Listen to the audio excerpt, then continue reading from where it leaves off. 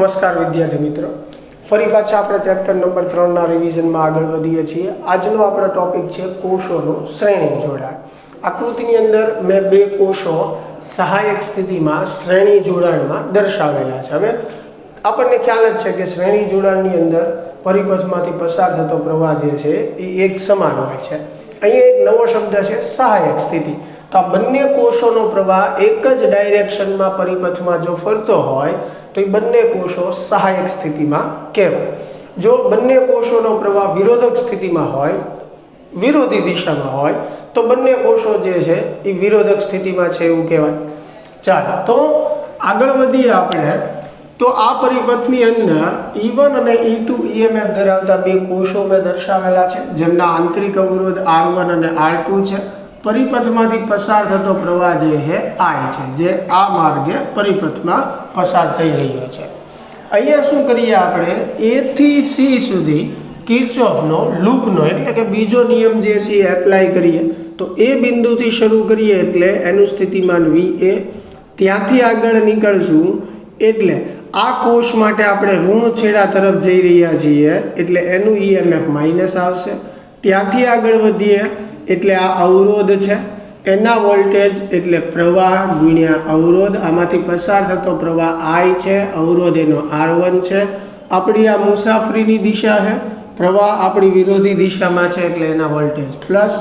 ત્યાંથી આગળ વધો એટલે આ કોષ માટે આપણે ઋણ છેડા તરફ જઈ રહ્યા છીએ એટલે એનું EMF માઇનસ આવશે। ત્યાંથી આગળ વધીએ એટલે આ અવરોધના વોલ્ટેજ જે છે પ્લસ I R2। આપણી મુસાફરી પૂર્ણ થશે C બિંદુએ એટલે C બિંદુનું સ્થિતિમાન માઇનસ, અને કિર્ચોફના બીજા નિયમ પ્રમાણે આ તમામ વોલ્ટેજનો સરવાળો બરાબર 0। ચાલો આમાંથી VA માઇનસ VC ને આપણે સૂત્રનો ઘટતા બનાવીએ તો માઇનસ E1 ઓલી બાજુ જશે પ્લસ E1, માઇનસ E2 ઓલી બાજુ જશે પ્લસ E2, IR1 ઓલી બાજુ જશે માઇનસ IR1, એવી રીતે આ minus IR2। VA minus VC જે છે એ A અને C બિંદુ એટલે કે આ જે સંપૂર્ણ પરિપથ છે એનો સ્થિતિમાનનો તફાવત છે, જેને આપણે V નામ આપી દઈએ। અહીંયા E1 પ્લસ E2 ને આવી રીતે લખીએ છીએ। આ બંનેમાંથી માઇનસ કોમન કાઢી લઈએ, અંદર વધશે R1 પ્લસ R2। હવે આ સમીકરણને આપણે V બરાબર E માઇનસ IR સાથે સરખાવીએ, કારણ કે આપણી પાસે ટર્મિનલ વોલ્ટેજનું તો મેઇન આ જ સૂત્ર છે। તો અહીંયા EMF છે E, એની બદલે અહીંયા શું આવે છે E1 પ્લસ E2।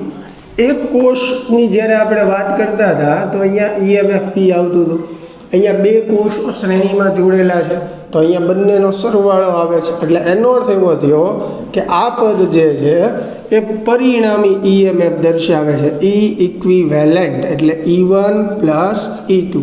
એટલે E1 પ્લસ E2 જે છે એ શું દર્શાવે છે, આ પરિપથનું પરિણામી EMF દર્શાવે છે।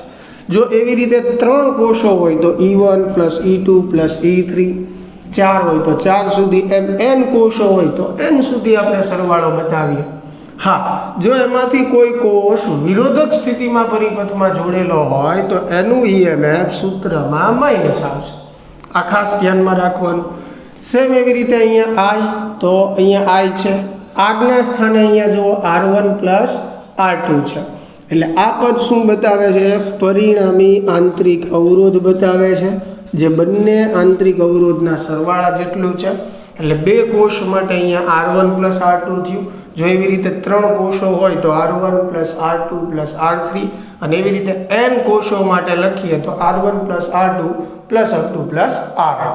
તો આના પરથી આપણને ખ્યાલ આવે છે કે આ પરિણામી EMF દર્શાવે છે, આ પરિણામી આંતરિક અવરોધ, એટલે આપણને ખ્યાલ આવ્યો કે કોષોના શ્રેણી જોડાણમાં પરિણામી EMF આ સૂત્ર દ્વારા આપણે મેળવી શકીએ।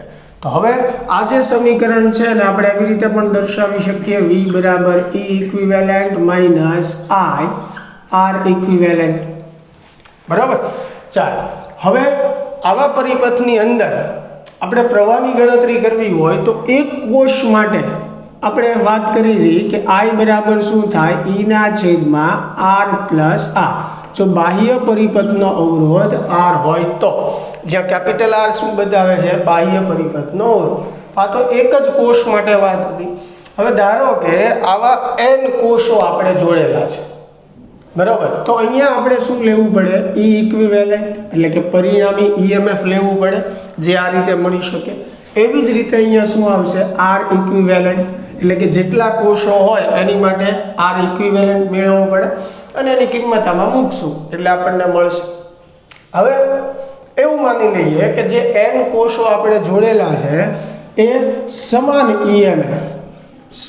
ઈએમએફ અને સમાન આંતરિક અવરોધ ધરાવે છે. તો એવા કેસમાં આ સૂત્ર પ્રવાહ મેળવવાનું ડાયરેક્ટ આપણે આવી રીતે લખી શકીએ, NE/R + NR, જ્યાં n જે છે એ કોષોની સંખ્યા દર્શાવે છે. એટલે આ ફોર્મ્યુલા જે છે આપણને MCQ સોલ્વ કરવા માટે કામ લાગી શકે છે. બાકી થિયરીની વાત કરીએ તો એની અંદર આપણે શીખ્યા જ કે કઈ રીતે આપણે આ સમીકરણને ટર્મિનલ વોલ્ટના મૂળ સમીકરણ સાથે સરખાવી એ ઇક્વિવેલન્ટ અને આર ઇક્વિવેલન્ટ જે છે એ સમજાવી શકીએ. તો આશા છે વિદ્યાર્થી મિત્રો કે કોષોનું શ્રેણી જોડાણ આપણે સમજાણું હશે. મળીએ હવે નેક્સ્ટ લેક્ચરમાં.